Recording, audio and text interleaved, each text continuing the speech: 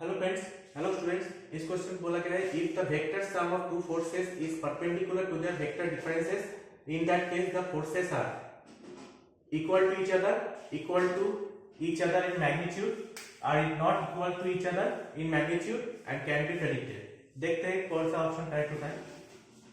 To vectors A and B, the sum of two vector sum of two forces is perpendicular to the vector sum of vector differences of their vectors.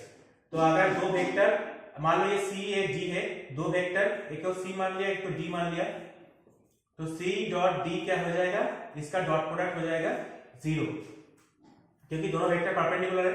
तो A plus B multiplied by A dot B क्या होगा 0। तो ए dot A क्या होता है ए square.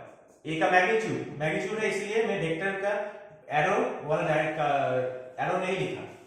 ए इसको ए vector को ए vector से डिनोट करते हैं ऊपर एरो देके, और ए को मैग्नीट्यूड सिर्फ ए लिखेंगे तो वेक्टर का मैग्नीट्यूड डिसाइड होगा। तो इसको भी मैग्नीट्यूड बोलेंगे, इसको भी मैग्नीट्यूड बोलेंगे। तो ए इससे बी डॉट ए, ये दोनों सम करेंगे तो माइनस ए डॉट बी, और ये दोनों करेंगे तो माइनस बी स्क्वायर। तो बी डॉट ए और ए डॉट बी सेम ही है, ए डॉट बी और बी डॉट ए सेम ही है, तो दोनों को कट कर देते हैं। तो A square equals to B square और ए इक्वल्स टू बी। तो दो वेक्टर्स का मैग्नीट्यूड बराबर आया, तो equal to each other in magnitude. Option D is the correct answer. तो इस टाइप के क्वेश्चन को सॉल्व करने के लिए मेरे चैनल को सब्सक्राइब कीजिए।